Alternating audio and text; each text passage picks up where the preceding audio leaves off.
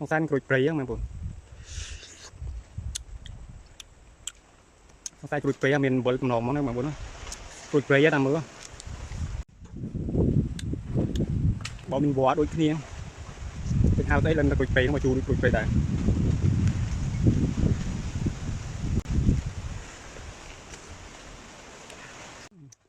bỏ nhìn là nó mày buồn bỏ đến hôm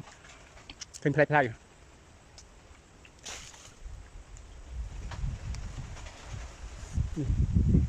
rồi giờ muốn chọc lên cái đá tới cái mượt khơi mà buồn giống như mình nặng là mượt khơi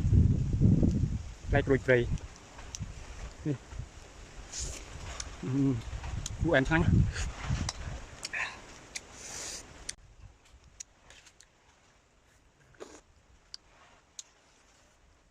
cùi prey rồi chết đi hết tha sách cồn mà lồm đồ man mà buồn ăn thắng